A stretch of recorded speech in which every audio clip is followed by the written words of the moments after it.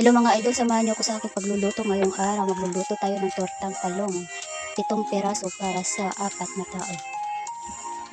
At 3 itlog. Lagay natin yung 3 itlog dyan. 3 itlog para sa 7 talong.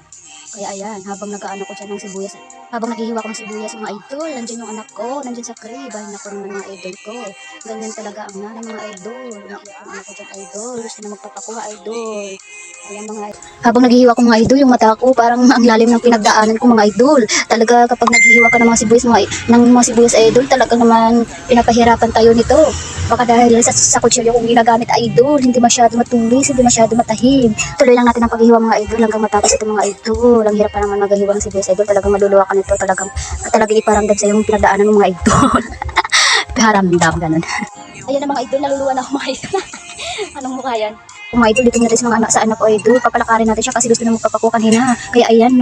Hello muna tayo sa camera anak ko. Hello! Ano yan ha?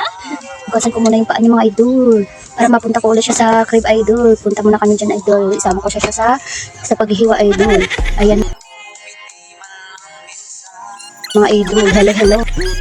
What? Lipit ko muna yung pinagkalat ng mga idol. Dahil nga natapos na natin yung paghiwa ng sibuyas mga idol, ilagay natin ito sa itlog. Ilagay natin sa itlog kasama yung pamintang powder, magic sarap, tapos asin. Yan lang po ang aking likado. Kung kayo na po mga idol, kung ano yung ilalagay, kung lagyan pa ng mga black paper o ano pa dyan, ng red paper, yun. Yung mga likado ng mga idol. Kaya mga idol, ilagay lang natin dito sa loob lang yung mga rekado ko mga idol. Ayan mga idol, kapag ako nagtatrata ng talong idol, hindi ko yan binabalatan kasi kasama na sa buhay natin yan mga idol. Kasama sa buhay. What? Tuloy lang tayo mga idol, tuloy tayo sa paglalagay mga idol. Tuloy-tuloy tayo, tuloy-tuloy lang tayo. Tuloy-tuloy, ano mo kayaan girl ha?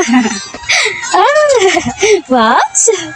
Kung magtuturta tayo ng talong mga idol, tignan muna natin maiga idol kung meron bang nakalagay dito na kung something. Alam mo naman mga idol, hindi natin maiwasan yung talong na meron talaga siya something sa loob idol. Kaya ayan, nakakuha ako ng isa. Ayan, isa para sa mga isa dyan na mga isa-isa.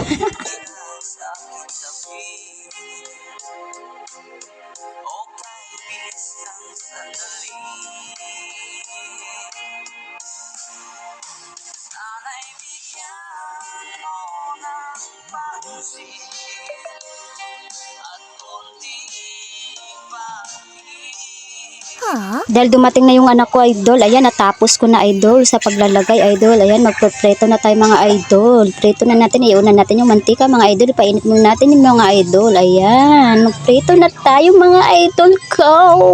Ang hirap magpreto mga idol. Talaga matalsikan ka ng mantika idol. Ayan, matatalsikan ako ng mantika idol. Ayan mga idol, aray.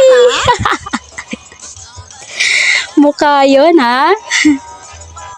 Tuloy-tuloy lang tayo mga idol sa pagpiprito hanggang matapos mga idol ko. Ayan, ilagay lang natin yung apoy sa mga idol, yung sa medyo hindi masyado malakas. Ayan, natapos ko na mga idol ko. Ayan, may sunog pa.